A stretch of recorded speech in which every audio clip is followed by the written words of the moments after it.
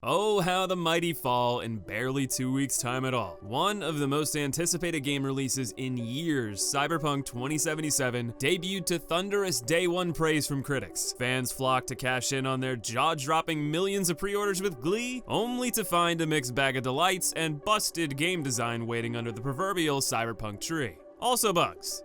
Lots of bugs. Expectations are a hell of a drug, as CD Projekt Red knows very well from both sides of an ugly coin. Spending years flaunting eye candy, fantastical RPG elements, transcendent storytelling, and unparalleled world building in a cyberpunk skin had expectations reach titanic heights as 2077's launch approached. A tower built on a questionable foundation that was bound to come crumbling down, even if the game had lived up to a few stories of the hype scraper. By all accounts, Cyberpunk 2077 is not a bad game, depending on where you play it. If you have a high-end PC, you'll be treated to The Witcher 3 in a cyberpunk skin if that's your cup of tea. While it's not quite one for one, the game features a similar design philosophy to the fantasy classic. Take an amalgamation of Game of the Year candidate mechanics from the last decade, slap a polymerization card into a sandbox environment, and button it up with cohesion and quality. But like any greatest hits album you give your 100th listen, each track will never shake you to your core quite like the first time. Grand Theft Auto's sandbox, Ubisoft's quest-littered maps, Fallout combat, Mass Effect dialogue, Batman Arkham Investigations. All of these form a solid repertoire to safely pull ideas from and create a collective consciousness that appeals to the widest market possible.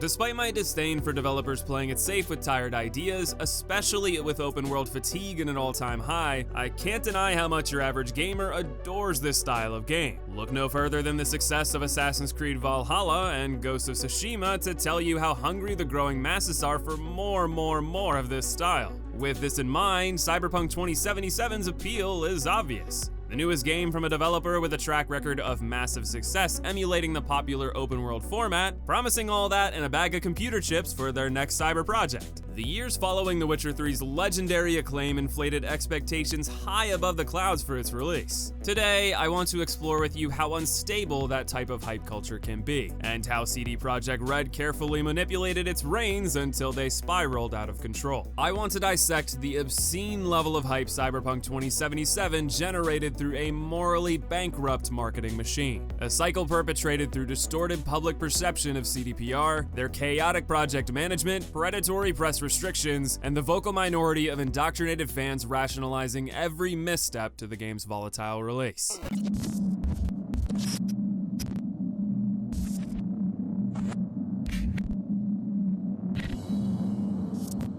Earning the goodwill of the general public and hyper-skeptical gamers are two wildly different beasts. While the average Joe doesn't read gaming news daily, spend time sending tweets into the argumentative gamer void, or debate the merits of the medium for sport, they do care about the entertainment offered.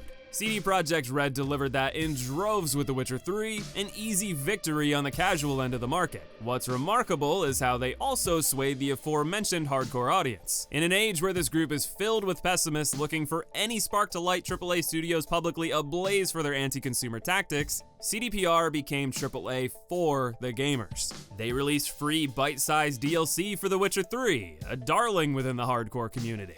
They pioneered a PC storefront GOG games, absent of oppressive DRM rampant through Uplay, Origin, and yes, even Steam. They publicly balked alongside gamers at passing controversies within the industry, painting a wholesome image of a different breed of AAA studio. Consider the fervor with which keyboard warriors go after the EAs and Ubisofts of the world for their anti-consumer practices, or the BioWares and Bethesda game studios of the world who have split fan bases over the debatable quality of their recent work. Both the rational and mouth-foaming outrage addicts come together to go to bat for CDPR with the same aplomb. This is a significant power position for any thirsting marketer. You have the casual market in the palm of your hand through the delivered quality with The Witcher 3 and its further rise to prominence in pop culture through Netflix. Then you have a huge audience of hardcore gamers bowling over in excitement for your next release. Through name alone, they're blasting even 2077's most minuscule news into leading headlines throughout your entire marketing cycle for you. Not one to rest on their laurels, the savvy marketers at CDPR enlisted 2019's nerd heartthrob, Keanu John Wick Reeves, to further endear a buzzing internet. A very human moment that went so viral even those outside of the gaming realm were made aware of Cyberpunk's existence. As an exploding audience plugged themselves into CDPR's drip feed of everything 2077, little nuggets were teased about the fantastical scope they had in store. They promised customizable swimsuit fun zones, a selection of preset life paths to influence your journey, lifelike animation through painstakingly detailed motion capture, and the rich night city to explore bursting with activities inspired by the likes of genre juggernauts Akira, Blade Runner, and Deus Ex. Perusing gaming news for the last few years gave a constant reminder of the game's presence, with the excited masses only growing larger with each new tease. It got to the point before launch where I would hear about the game in non-gaming circles, and within them treating the release as a national holiday to celebrate the coming of our gaming lord and savior. There were tons of folks treating it as game of the year before the year even began. People shelled out obscene prices for scalped graphics cards and consoles in preparation. People emotionally and financially invested in the success of a single game, all thanks to earned goodwill through a wholesome public image, appealing products, and clever grassroots marketing. It was through this immense pressure this created to deliver something even close to these expectations that we got to peek through the crackling glass at CDPR.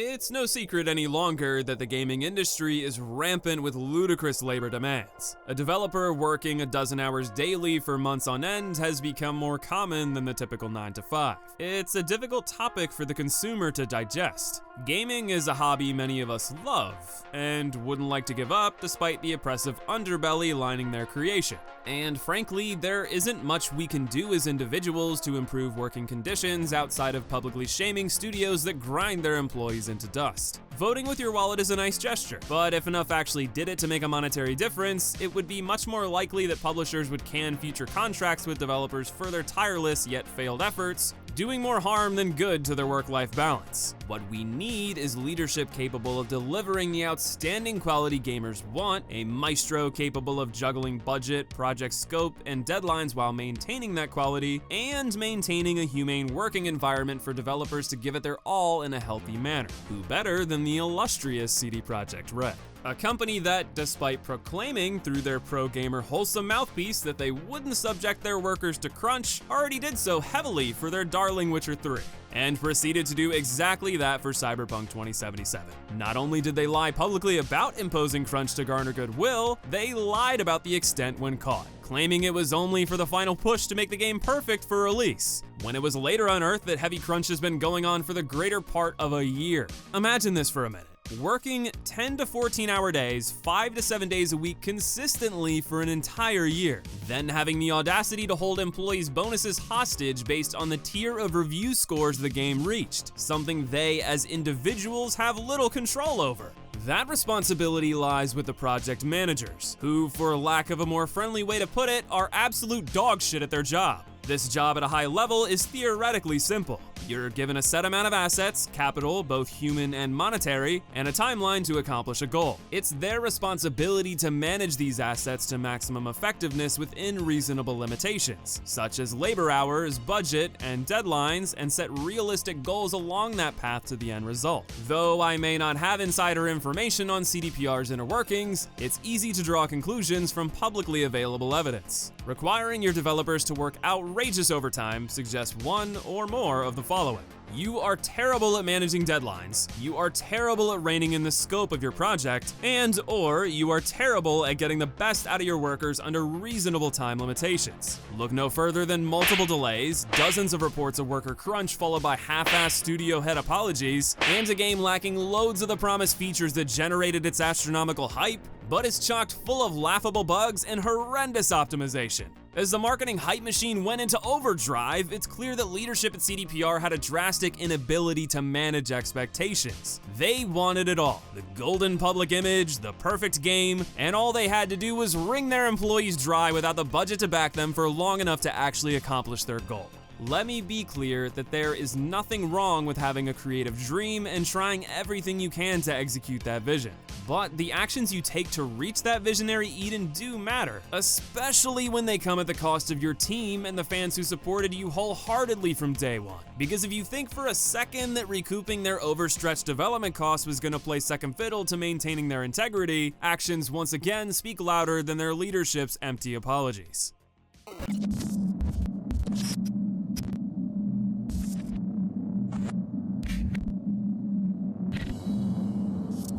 As someone who's been on both sides, the gamer giddy on release day, and a reviewer who received an early copy to evaluate its merit for both my benefit and others, CD Projekt Red handled the review process at launch like manipulative swindlers. Here are the facts. No console versions were made available before release to the press. Reviewers were also not allowed to use their own recorded footage, only trailers and B-roll. In other words, footage captured in a controlled environment and provided by the studio. By accepting an early review copy for PC, these review outlets agreed to provide a review of that specific edition, a version of the game we now know in hindsight is not only the best, but virtually the only one playable, with console versions being an absolute disaster. That's an important distinction to make. While there are certainly bugs, AI issues, promises left undelivered, and other subjective quality control problems on PC, it's a functional game. The console versions, however, are so broken that CDPR passed the buck to Sony and Microsoft to provide refunds, trying to shift the burden, while begging fans to be patient for updates, only for Sony to entirely remove one of the biggest launches in years from their store. A move of that magnitude is unprecedented and will cost both Sony and CDPR millions.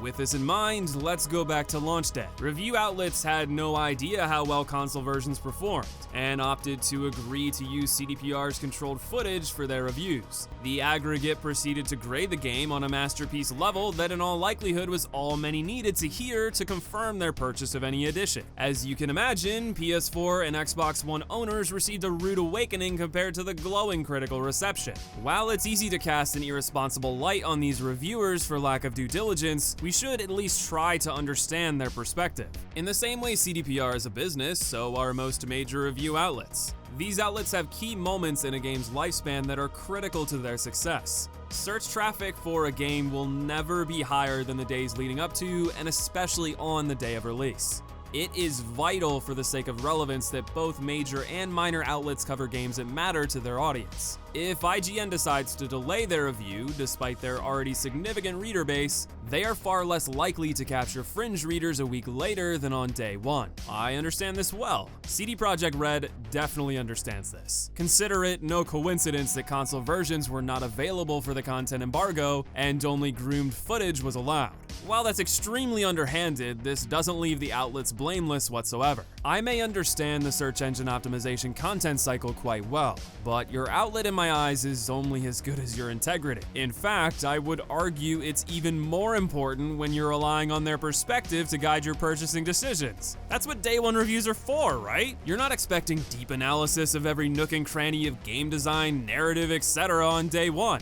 Hell no. The vast majority will only look at the score and maybe a high-level summary to help them decide whether to buy it or not. While there are a handful of publications that did opt out of scoring the game until more information was available, and certainly not under CDPR's suspect restrictions, most outlets just slapped a score on it and called it a release day. Sure, they'll continue to cover the disaster as console gamers and low-end PC players are screwed, and make more money on that too, thank you very much. If you were one of these reviewers, while you are certainly entitled to your opinion on the game, and I respect if you enjoyed it, many of you misled consumers on the overall state of the release, and you should be ashamed.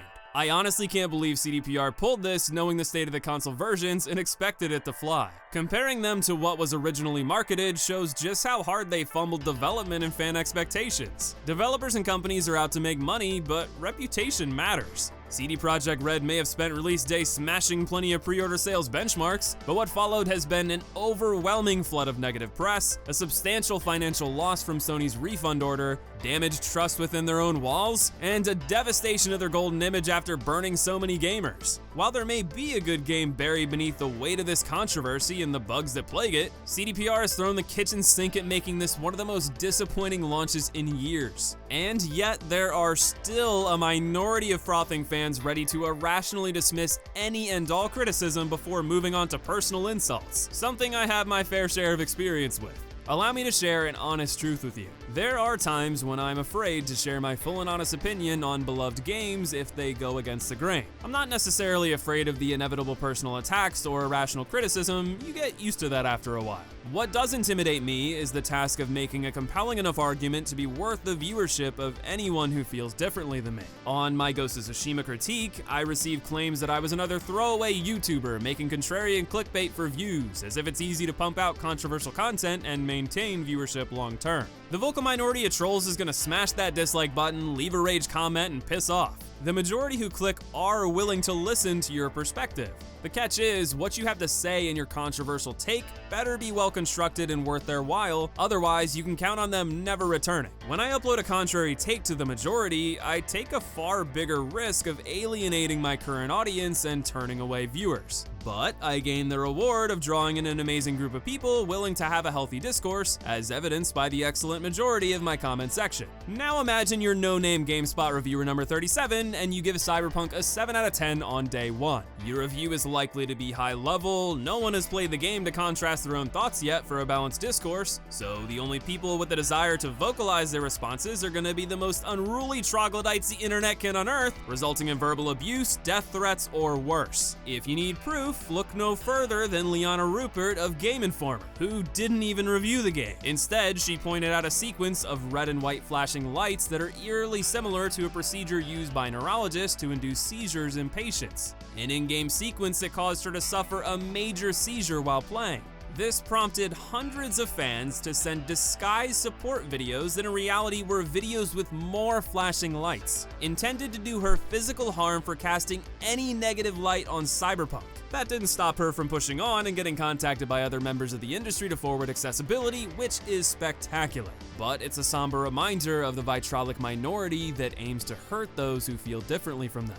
There will always be nerves knowing what the internet is, but I think I speak for most writers when I say I'll be hitting publish anyway. I have far too much I want to share with the wonderful majority. Those that listen and return the favor, agree or disagree, and enrich both of our perspectives, rather than let a small handful of CDPR dong guzzlers scare me away with insults, hence posting this video. What I want to explore is the why. Why is there a vocal minority who get invested to such an irrational degree that they are willing to lash out at others who show the slightest difference of opinion? I believe that the morally bankrupt case of Cyberpunk 2077's marketing cycle tells all. It was fueled by CDPR's golden boy facade and overpromises to build hype.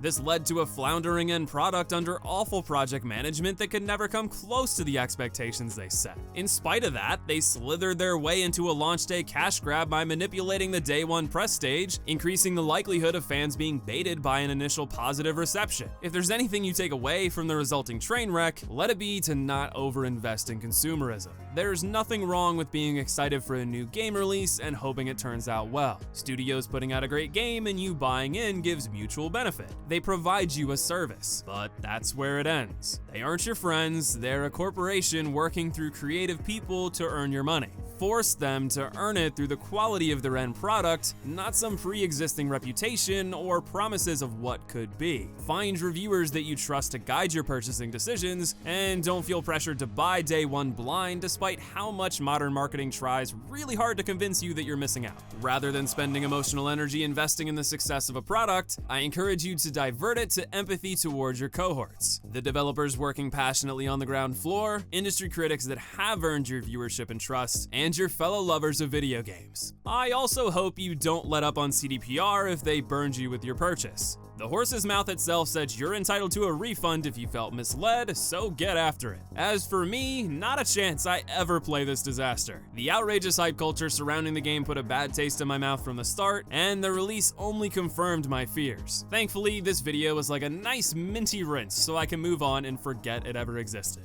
If you're enjoying the game though, I'm happy for you. I wish the game had lived up to everyone's expectations. I wish the devs worked 40-hour weeks max and had the time necessary to deliver at that level. And I wish CDPR was everything they claim to be, but I don't think that's the case. Count on me to be honest with you on these topics, whether they follow popular opinion or not, and always be receptive to your feelings in the comments, whether you agree or disagree. I'm here to entertain you, share what I hope is an interesting perspective, and open my ears to yours. So on that note, I want to thank you for watching today, much love to you, and I'll see you in the next video.